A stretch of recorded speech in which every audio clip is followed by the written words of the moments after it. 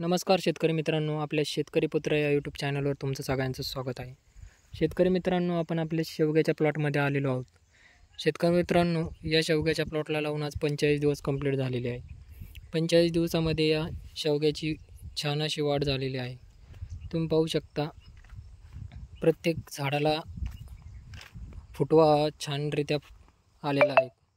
हे पहा,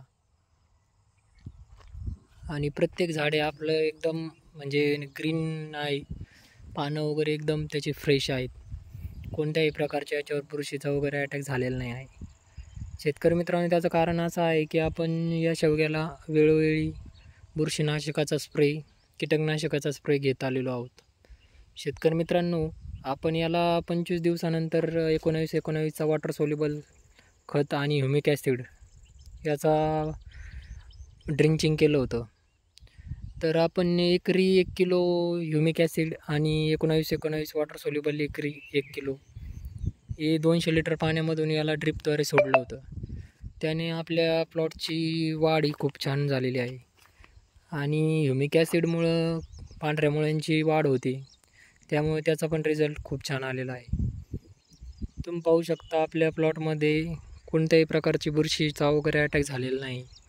आणि 45 दिवसामध्ये याची खूप छान अशी वाढ झालेली आहे. प्रत्येक झाडाला फुटवा वगैरे व्यवस्थित फुटलेला आहे आणि त्याची जी ग्रीनरी असते ती एकदम ओकेमध्ये आहे. आपण आता याच्या शेंड्याची छाटणी करणार आहोत. पहिले शेंड्याची छाटणी आपण आता घेणार आहोत. तुम्ही पाहू शकता,